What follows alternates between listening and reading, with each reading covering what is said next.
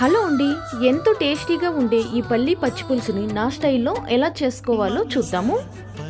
Mixie జార్లోకి వేయించుకున్న పల్లీలు వేసుకోవాలి. పచ్చిమిర్చి, వెల్లుల్లి, సాల్ట్, జీలకర్ర, కొద్దిగా బెల్లం ముక్క, కొత్తిమీర వేసుకొని కొద్దిగా వాటర్ వేసుకొని మెత్తగా గ్రైండ్ చేసుకోవాలి. గ్రైండ్ చేసుకున్న పేస్ట్ని ఒక బౌల్లోకి వేసుకోవాలి. ఇప్పుడు ఇందులో కొద్దిగా వాటర్ వేసుకోవాలి. ఇప్పుడు ఇందులోకి సన్నగా కట్ చేసుకున్న ఉల్లిపాయలను వేసుకోవాలి. అలాగే ఇందులోకి చింతపండు పులుసు కూడా వేసుకోవాలి. ఒకసారి కలిపేసుకుందాం. ఇలా కలుపుకున్నాక సాల్ట్ అది చెక్ చేసుకొని ఇప్పుడు ఈ పచ్చి పులుసుకి పోపు పెట్టేసుకుందాం. పోపు కోసం పోపు గరిటెలోకి ఆయిల్ వేసుకొని ఆయిల్ వేడయ్యాక ఆవాలు, జీలకర్ర వేసుకోవాలి. ఎండుమిర్చి, కొద్దిగా ఉల్లిపాయలు వేసుకుందాం.